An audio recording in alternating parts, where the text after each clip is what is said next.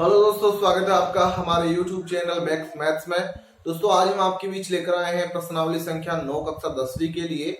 दोस्तों उसमें से हमने आपके साथ में नवी प्रश्नावली के भाग 9.1 और 9.2 जो है उसके सभी प्रश्नों के वीडियो जो है वो हम शेयर कर चुके हैं। उन सभी वीडियोज के लिंक आपको डिस्क्रिप्शन में दिए गए हैं। आज हम डिस्कशन करने वाले हैं विविध प्रश्नमाला का।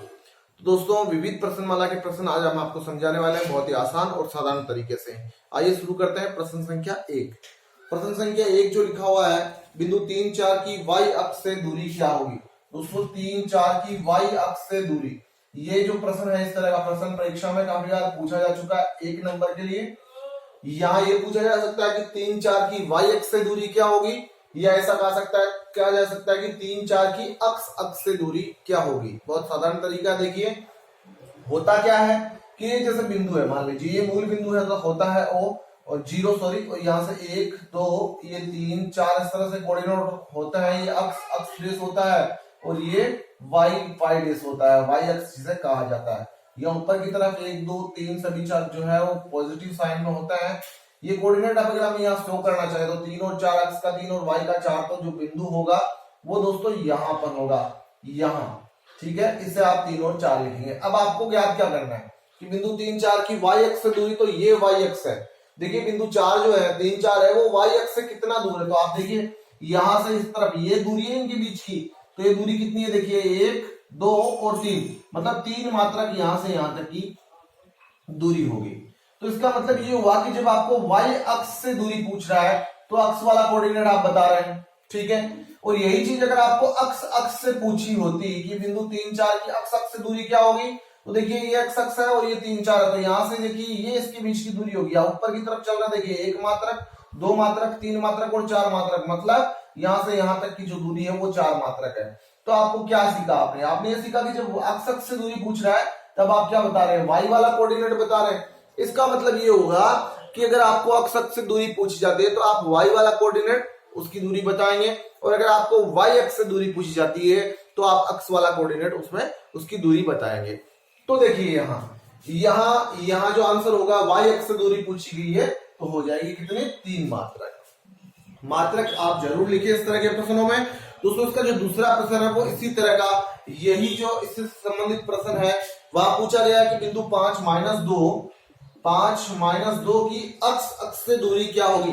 दोस्तों ये आपने सीखा है, जब आपको अक्ष से दूरी पूछी जा रही है तो आप कौन सा कोऑर्डिनेट बताने वाले हैं, y वाला कोऑर्डिनेट बताने वाले हैं। आपको 1 नंबर में क्वेश्चन पूछा जाता है, आप इस तरह से इसे दर्शा करके द्विविमीय ज्यामिति में और फिर उसका आंसर लिख सकते हैं। ये आप सीधा भी लिख सकते हैं, आपको पूरा 1 नंबर मिलेगा, पर मात्रक आप जरूर लिखें। अब हम बात करेंगे प्रश्न संख्या 3 की।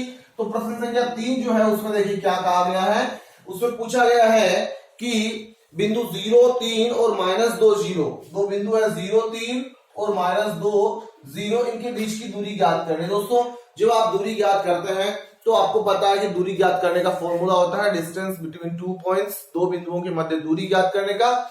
वो होता है √x2 - x1 का होल स्क्वायर, x2 - x1 का whole square plus y2 - y1 का होल स्क्वायर। ये फॉर्मूला होता है, हमने प्रश्नावली में काफी बार इसे यूज में लिया है। या देखिए ये x1 y1 होता है, ये x2 y2 होता है। आवश्यक नहीं ये x1 y1 हो, आप इन्हें परिवर्तित भी कर सकते हैं। तो यहाँ देखिए x2 का मान कितना है, -2, फॉर्मूले से माइनस, x1 का मान 0 है, इसका होल स्क्वायर प्लस y2 का मान दोस्तों 0 है, फॉर्मूले में माइनस है, और यहाँ देखिए y1 का मान 3 है तो इसका होल स्क्वायर। इसे हम हल कर लेंगे, -2 का होल स्क्वायर हो जाएगा 4 प्लस के, और -3 के होल स्क्वायर हो जाएंगे 9 प्लस के। तो 9 और 4 को आप जोड़ते हैं तो आपके पास में उत्तर आता है 13 मात्रक, जो इन दोनों बिंदुओं के बीच की दूरी है। दोस्तों ये प्रश्न भी आपको 1 नंबर की जो प्रश्न है 1 अंक बार में आपको परीक्षा में पूछा जा सकता है। तो आप इस तरह के प्रश्नों का विशेष तौर से ध्यान रखें। प्रश्न संख्या 4 जो है वो देखिए किस प्रकार से है, क्या पूछा गया उसमें।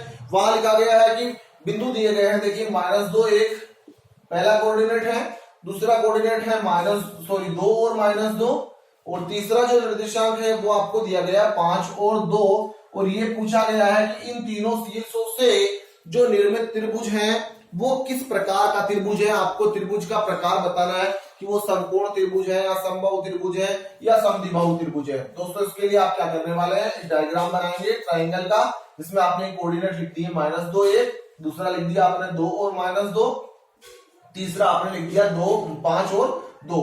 ये ए है, ये बी है, ये सी है। देखिए आपको अगर इनकी भुजाओं की लंबाइयों का अनुमान हो तो आप ये बता सकते हैं कि त्रिभुज किस प्रकार का हो। जैसे ये तीनों, जैसे ए बी के बीच की दूरी ज्ञात करी, फिर बी सी के बीच की, फिर ए सी के बीच की, अगर तीनों भुजाओं का माप बराबर हो तो त्रिभुज समबाहु त्रिभुज होगा।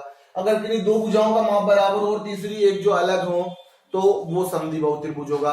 और अगर ये दोनों ही नहीं हो तो आपका समकोण त्रिभुज हो सकता है। वो कैसे हो सकता है, उसके लिए आपको क्या करना होता है, तीनों के बीच की दूरी ज्ञात करनी होती है और आप चेक करेंगे कि क्या ये जो दूरियां हैं वो पाइथागोरस प्रमेय की पालना करती है। मतलब किसी एक भुजा का वर्ग अन्य दो भुजाओं के वर्गों के योग के बराबर हो तो हम ये कह सकते हैं कि एक समकोण त्रिभुज होगा। तो इसके लिए हमें तीनों स्थितियों के लिए यहाँ इन तीनों भुजाओं के बीच की दूरियां ज्ञात करनी आवश्यक रहेगी। तो हम यहाँ ए बी के बीच की दूरी ज्ञात करते हैं। दोस्तों दूरी ज्ञात करने का फॉर्मूला हमने अभी यूज में लिया है, √x2 - x1 का whole square plus y2 - y1 का होल स्क्वायर। ये आप देख सकते हैं, देखिए ये x1 y1, ये x2 y2 आप ले सकते हैं। तो देखिए x2 y2 के मान रखिए आप, तो 2 माइनस 2, तो -2 जो किसका हो जाएगा, प्लस का 2, इसका होल स्क्वायर प्लस y2, तो y2 -2 फॉर्मूले से माइनस, और ये 1 का होल स्क्वायर। देखिए दोस्तों यहाँ 2 और 2 4 हो जाता है, 4 का स्क्वायर करते हैं आप 16 हो जाता है, प्लस यहाँ -2 -1 -3 का होल स्क्वायर हो जाता है 9। तो 16 और 9 होते हैं 25, और √25 को आप लिखते हैं 5 मात्रक। तो जो पहला बिंदु है, पहली भुजा है ए बी, उसके बीच की जो दूरी है, दो बिंदुओं के बीच की दूरी, वो हमें 5 मात्रक प्राप्त होती है। अब आप ज्ञात करने वाले हैं बीसी के बीच की दूरी। तो ये देखिए बीसी फॉर्मूला वही रहेगा, √x2 - x1 का whole square plus y2 - y1 का होल स्क्वायर।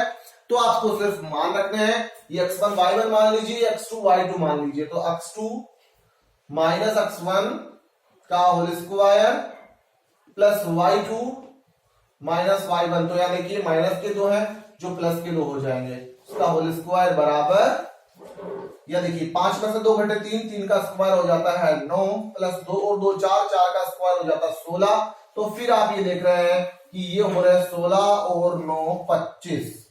तो 16 और 9 25, मतलब 25 जो है वो उन्हें आप फिर से लिख सकते हैं 5 मात्रक।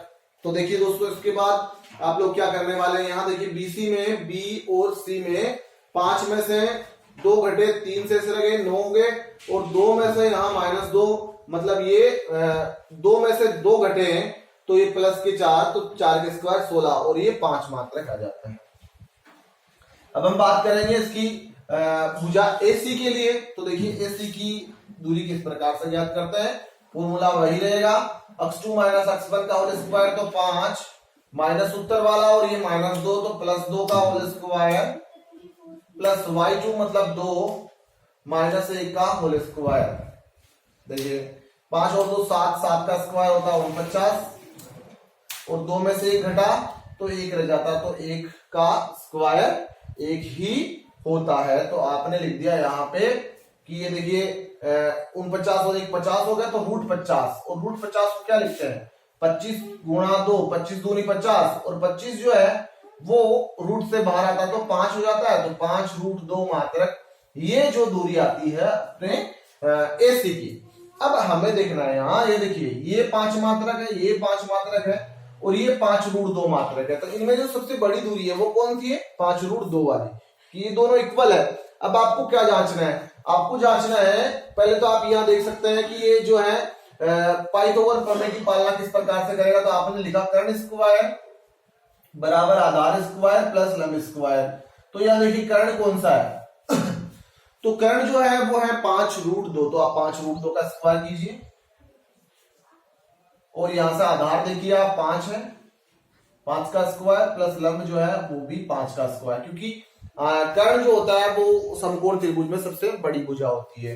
इसका स्क्वायर करेंगे तो 5 का 25 हो जाता है, और √2 का जो है वो 2 हो जाता है। 5 का स्क्वायर 25 प्लस ये 25, तो 25 दूनी 50 और ये 25 और 25 ये भी 50। तो आप ये देखते हैं कि इनके दोनों के जो बीच की दूरियां हैं वो 50-50 आ रही है, मतलब बराबर आ रही है।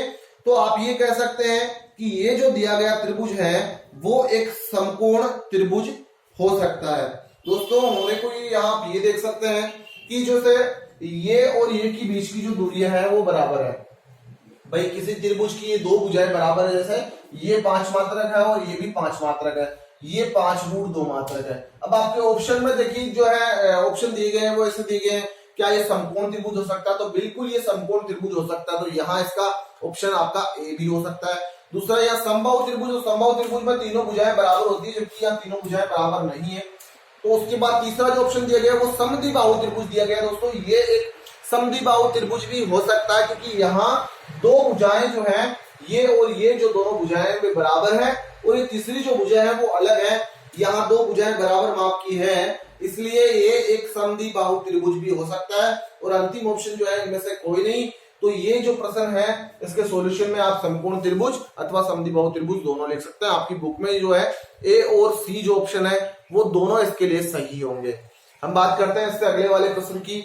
तो वो देखिए प्रश्न संख्या 5 है, और प्रश्न संख्या 5 जो है उसमें पूछा गया क्या है, देखिए दोस्तों वहां पूछा गया इसी प्रकार का प्रश्न है।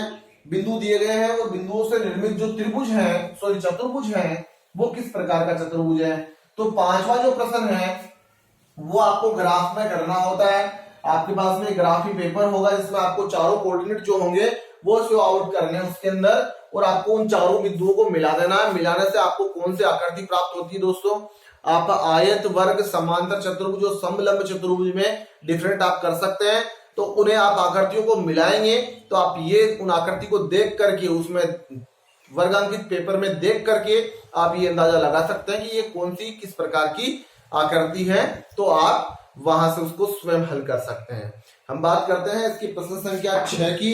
तो प्रश्न संख्या 6 जो है उसमें लिखा गया है बिंदुओं 0, 0, 2, 0 और 0, 2 से समान दूरी पर स्थित बिंदु का निर्देशांक बताना। तो दोस्तों 3 कोऑर्डिनेट आपको दिए गए हैं। तो ये इस तरह से आप एक ट्राइंगल ले लीजिए, जैसे ए बी सी 3 बिंदु हैं, ठीक है। इनमें आपको कोऑर्डिनेट क्या क्या दिए गए हैं, देखिए पहले का 0, 0 दिया गया है, दूसरा आपको दिया गया है 2 और 0, और तीसरा जो कोऑर्डिनेट है सी वो दिया गया है 0 और 2। अब आपको ये पूछा गया कि इन तीनों बिंदुओं से समान दूरी पर स्थित कोई बिंदु बताना आपको। तो मान लीजिए देखिए इस प्रकार से आपने एक बिंदु लिया यहाँ पे, ये कोई डी बिंदु लिया है, और ये जो डी बिंदु है वो तीनों से समान दूरी पर स्थित है। मतलब ये जो एडी है वो बीडी के बराबर है और बीडी है वो सीडी के बराबर है, मतलब तीनों जो भुजाएं वो बराबर है पर्सन के अनुसार। तो यहाँ आपको डी के जो कोऑर्डिनेट है वो ज्ञात करने हैं। अब आप जानते हैं किसी भी बिंदु के निर्देशांक अक्ष और वाई की फॉर्म में होते हैं। पहला अक्ष का होता है, दूसरा वाई का होता है। अगर दिए गए तो अक्ष का मान 0, वाई का 2। अगर नहीं दिए गए तो आप अक्ष और वाई मान करके उसे हल करेंगे। तो आपको अक्ष और वाई के मान ज्ञात करने हैं, और आप यहाँ ये जानते हैं कि जो ए बी है वो बराबर है बीसी के और बीसी बराबर है एसी के। तीनों जो है ये भुजाएं बराबर माप की है। जब ये बराबर माप की है तो पहले आप क्या करने वाले हैं, आप इन तीनों के बीच की दूरियां फाइंड आउट करने वाले हैं। दोस्तों आप एबी के बीच की दूरी ज्ञात, सॉरी एबी नहीं, हमने यहाँ पे गलत लिख दिया। देखिए एबी नहीं, ये एडी जो है वो बराबर है बीडी के, और बीडी जो है वो बराबर है सीडी के। ये तीनों बराबर है। ये जो शीर्षों से समान दूरी पर स्थित बिंदु की कल्पना हमने डी की करी है। तो एडी, बीडी और सीडी ये तीनों जो बिंदु हैं वो बराबर है। तो आप इन तीनों के बीच की दूरियां ज्ञात कर लीजिए। तो आपने जब एडी के बीच की दूरी ज्ञात करनी चाहिए तो आप जानते हैं कि दो बिंदुओं के बीच की दूरी ज्ञात करने के लिए आपका ये फॉर्मूला होता है y2 - y1 का होल स्क्वायर। अब आप यहाँ मान रखने वाले हैं, तो आप यहाँ देखिए ए और डी के बीच की दूरी ज्ञात कर रहे हैं, ये ए और ये डी है। तो आप इन्हें x1 y1 ले लीजिए या इन्हें x1 y1 ले लीजिए। जैसे x1 y1 लेते हैं उसके दूसरे वाले बिंदु को आप x2 y2 ले लीजिए। तो आपने इसे ले लिया x1 y1 और ये x2 y2। देखिए तो x2 मतलब 0 माइनस x का होल स्क्वायर प्लस y2 मतलब 0 माइनस y1 का मान y का होल स्क्वायर। x में 0 में से x घटता अक्स रह जाएगा, x का स्क्वायर करता है तो x स्क्वायर प्लस ये y स्क्वायर का होल स्क्वायर। ठीक है, यहाँ हमारे पास कोई संख्या नहीं है तो आप इसको इतना ही हल करेंगे। मतलब एडी का मान आपके पास में रूट में x square plus y square जो है वो प्राप्त होता है। इसे आपने समीकरण नंबर 1 दे दिया। अब इसी प्रकार से आप क्या करने वाले हैं, अब आप CD के बीच की दूरी ज्ञात करेंगे। दोस्तों जो आप CD के बीच की दूरी ज्ञात करते हो, देखिए क्या आती है, CD बराबर, ठीक है, CD बराबर फॉर्मूला वही है रूट x2 माइनस x1 का whole square plus y2 minus y1 का होल स्क्वायर। तो देखिए इसे आपने x1 y1 माना हो तो इसे x2 y2 हो जाएगा, तो 0 माइनस x का होल स्क्वायर प्लस ये y2 माइनस y1 मतलब 2 माइनस y का होल स्क्वायर। अब आप यहां देखिए, यहां हो जा रहा है 0 में से x घटा तो x का स्क्वायर x स्क्वायर प्लस यहां फॉर्मूला बन जाता है a माइनस b का होल स्क्वायर। तो आप इसे खोल सकते हैं a square plus b square minus 2ab से, तो a स्क्वायर मतलब 2 का स्क्वायर 4 प्लस b स्क्वायर मतलब y square minus 2 into a into b, तो 2 गुणा 2 4 हो जाएगा और b यहाँ y है तो 4y। अब आप इसे अगर आगे हल करते हैं तो देखिए क्या स्थिति रहती है, x square plus y square minus 4y plus के 4 मात्रक। ये आगे हल नहीं हो रहा है तो आप इसे इतना लिख लें मात्रक में, और इसे आपने समीकरण नंबर 2 दे दिया। अब हम बात करेंगे तीसरी जो भुजा है इसकी उसकी। तो तीसरी भुजा क्या है, अपनी CD है तो आप CD के बीच की दूरी ज्ञात कीजिए। ये CD लिखा, सॉरी हमने यहाँ CD के बीच की दूरी ज्ञात कर लिया। अब आपको AD की हमने पहले कर लिया, अब आपका जो शेष रह गया वो रह गया BD। तो अब आप BD के बीच की दूरी ज्ञात कर सकते हैं। तो BD के बीच की दूरी ज्ञात करी तो रूट x2 माइनस x1 का होल स्क्वायर, यही फॉर्मूला लगेगा। देखिए B और D ये इसके कोऑर्डिनेट ये हैं, तो x2 माइनस x1 का होल स्क्वायर तो 2 माइनस x का होल स्क्वायर प्लस y2 मतलब 0 माइनस y का होल स्क्वायर। फ्रेंड्स इसके बाद आप इसे फिर से देखते हैं तो यहाँ a माइनस b का होल स्क्वायर बन जाता, तो a स्क्वायर मतलब 2 का स्क्वायर 4 प्लस b स्क्वायर मतलब x का square x square minus 2 into a into b, तो 4x हो जाएगा, और ये प्लस y का स्क्वायर y स्क्वायर। इसे अगर आप क्रम से लिखते हैं तो देखिए x स्क्वायर ये प्लस y स्क्वायर बड़ी घात वाले पहले लिख लिए जाते हैं, माइनस के 4x और अचर पद जो होता है वो आप सबसे लास्ट में लिख सकते हैं, ये मात्रक, और ये इक्वेशन नंबर 3। अब ये जो तीनों दूरियां आपको यहाँ की प्राप्त हुई है, और हम ये पहले से जानते हैं कि ये जो तीनों है AD BD CD, ये तीनों आपस में जो है वो बराबर माप है। तो आप क्या करने वाले हैं, आप इस समीकरण 1 को जो है वो पहले आप 2 के साथ इसकी तुलना करेंगे, फिर आप इस समीकरण 1 की समीकरण नंबर 3 के साथ तुलना करेंगे, जिससे आपके पास x और y के मान आने वाले हैं। तो आपने लिख लिया समीकरण 1 व 2 से। 1 व 2 से क्या कि जो AD है वो CD के बराबर है। जब AD CD के बराबर है तो ये दोनों पार्ट भी जो है वो आपस में बराबर होंगे। तो ये देखिए रूट में x square plus y square जो होगा वो बराबर होगा किसके, आगे वाली जो फॉर्म है पूरी इसकी रूट में x square plus y square minus 4y plus 4 के। दोस्तों दोनों तरफ रूट है तो आप क्या करने वाले हैं, दोनों पक्षों का वर्ग करने वाले हैं। दोनों पक्षों का जब आप वर्ग करेंगे तो उससे क्या होगा, इनकी जो रूट है वो हट जाएंगे। तो रूट हट जाएंगे तो देखिए x square plus y square यहाँ रह जाएगा, और यहाँ से भी रूट हट जाने पर x square plus y square minus के 4y, और ये प्लस के 4 से रह जाएंगे।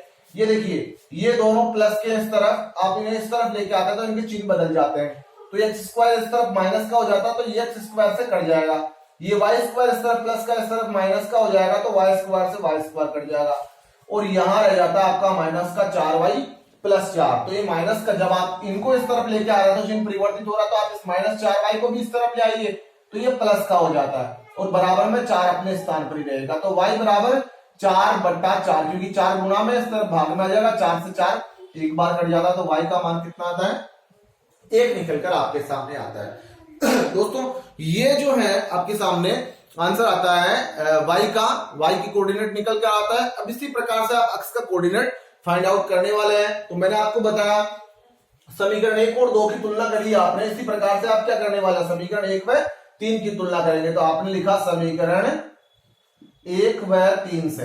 दोस्तों इसी प्रकार से आप 1 और 3 को लिखेंगे, रूट में x square plus y square, root में x square plus y square, और इस तरफ ये दूसरा वाला पक्ष, दोनों पक्षों की रूट है तो आप क्या करेंगे, दोनों पक्षों का वर्ग कर देंगे। वर्ग करने से क्या हो जाएगा, इनके जो रूट है वो हट जाएंगे, और रूट हटने के बाद में आप इनको जो है इनका पक्षों का स्थानांतरण करेंगे पदों का, तो वो जो पद है उस तरफ x square plus y square ये इस तरफ आएंगे तो माइनस के हो जाएंगे, तो x स्क्वायर से x स्क्वायर कट जाएगा, y स्क्वायर से y स्क्वायर कट जाएगा, माइनस के 4x उस तरफ है जो इस तरफ प्लस के हो जाएंगे, और ये इस तरफ 4 है। चार, आप इस अक्ष को यही रखिए और 4/4 लिखिए, क्योंकि ये गुणा में इस तरफ भाग में आएगा। 4 से 4 जो है वो एक बार कट जाता है, तो अक्ष का मान आपको 4 प्राप्त हो जाता है। दोस्तों ऐसा करने से आपके पास अक्ष और वाई के मान निकल कर आए। जो देखिए डी के कोऑर्डिनेट हमें ज्ञात करने थे, जो अक्ष और वाई थे, तो आप ये लिख सकते हैं, अतः बिंदु ए बी और सी से समदूरस्थ बिंदु के जो निर्देशांक है, बिंदु डी के निर्देशांक वो 1 और 1 होंगे। तो दोस्तों ये हैं कुछ विविध प्रश्नमाला के प्रश्न। अगर आपको वीडियो पसंद आया है तो प्लीज वीडियो को लाइक करें। धन्यवाद।